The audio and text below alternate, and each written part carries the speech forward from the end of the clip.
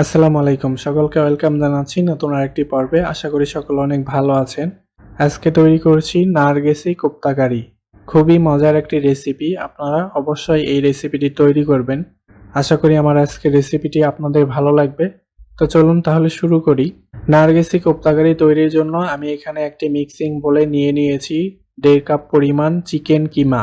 এখন আমি এই কিমার মধ্যে কিছু উপকরণ অ্যাড করে দিব। দিয়ে দিচ্ছি হাফ চা চামচ মরিচের গুঁড়া,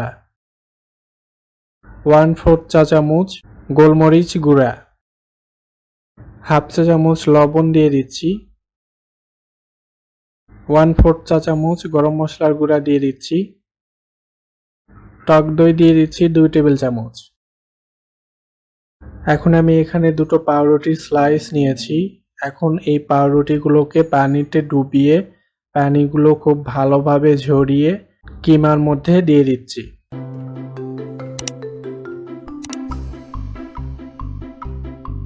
একটা ডিম দিয়ে দিচ্ছি। এখন আমি সবগুলো উপকরণ খুব ভালোভাবে মিশিয়ে নিচ্ছি।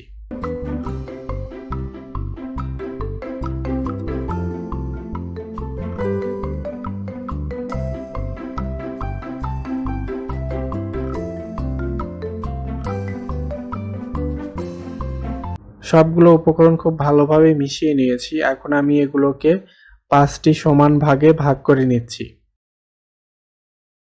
এখন আমি যেটা করব, আমি এখানে 5টি সেদ্ধ করা ডিম নিয়েছি। এখন একটা করে ডিম নিয়ে চিকেন কিমার মিশ্রণের 1 ভাগ নিয়ে ডিমটাকে এভাবে খুব ভালোভাবে চারপাশ দিয়ে ঢেকে দিচ্ছি।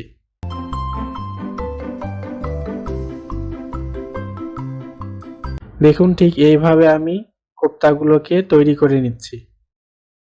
সবগুলো কোপ্তা আমি এভাবে তৈরি করে নিয়েছি। দেখুন, এখন আমি এগুলোকে তেলে ভেজে নিব।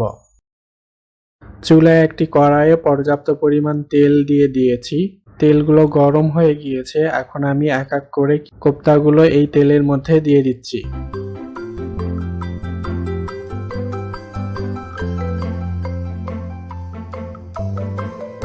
এখন আমি কোপ্তাগুলোকে উল্টিয়ে পাল্টিয়ে 4-5টা খুব ভালোভাবে ভেজে নিচ্ছি।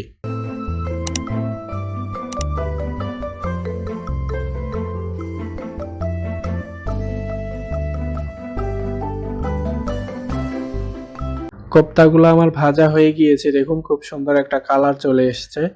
এখন আমি কোপ্তাগুলোকে তেল থেকে উঠিয়ে নিচ্ছি। ঠিক একইভাবে আমি সবগুলো কোপ্তা ভেজে নিচ্ছি। এখন আমি কোপ্তাগুলোকে রান্না করে নেব। এর জন্য কড়াইয়ের যে তেলে কোপ্তাগুলোকে ভেজে নিয়েছিলাম সেখান থেকে কিছুটা তেল আমি উঠিয়ে নিয়েছি। এখন আমি এই তেলের মধ্যে দিয়ে দিচ্ছি 1/3 কাপ পেঁয়াজ কুচি। পেঁয়াজগুলোকে খুব ভালোভাবে ভেজে নিচ্ছি হালকা ব্রাউন হওয়া পর্যন্ত।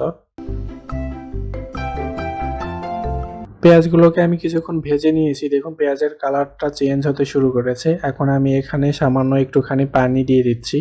এখন আমি এখানে কিছু মশলা অ্যাড করে দিচ্ছি। লবণ দিয়ে দিচ্ছি হাফ চা চামচ, মরিচের গুঁড়া হাফ চা চামচ, হলুদ গুঁড়া 1/4 চা চামচ, ধনিয়ার গুঁড়া হাফ চা চামচ, গোলমরিচ গুঁড়া 1/4 চা চামচ, জিরা বাটা হাফ চা চামচ, আদা বাটা হাফ চা চামচ, রসুন বাটা 1 চা চামচ।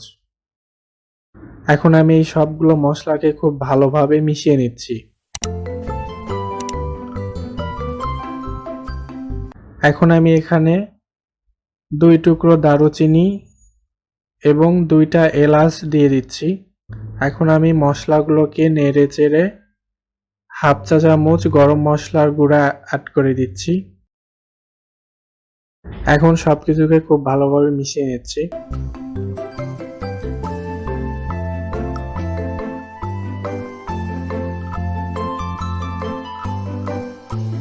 এ পর্যায়ে 2 টেবিল চামচ টক দই খুব ভালোভাবে ফেটে নিয়েছি, সেগুলো এখানে আমি দিয়ে দিচ্ছি। এখন সবকিছুকে খুব ভালোভাবে মিশিয়ে নিচ্ছি।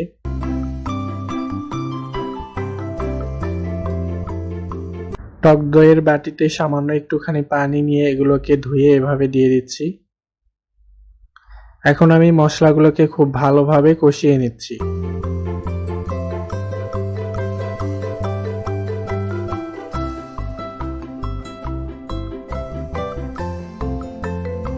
মশলাগুলোকে আমি খুব ভালোভাবে কষিয়ে নিয়েছি।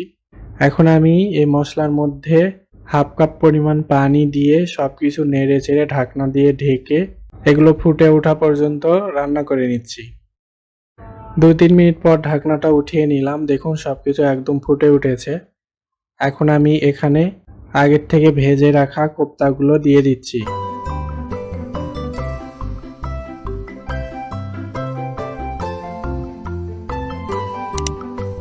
এখন সবকিছু নেড়ে চেড়ে উপর দিয়ে 2 টেবিল চামচ পেঁয়াজ বেরেস্তা ছড়িয়ে ঢাকনা দিয়ে ঢেকে চুলার আঁচটা কমিয়ে 7 থেকে 8 মিনিট এগুলোকে রান্না করে নিচ্ছি। 7-8 মিনিট পর আমি ঢাকনাটা উঠিয়ে নিলাম। দেখুন রান্নাটা আমার একদম হয়ে গিয়েছে, উপরে তেল ভেসে উঠেছে। এখন আমি এগুলোকে নামিয়ে সার্ভ করে নিচ্ছি।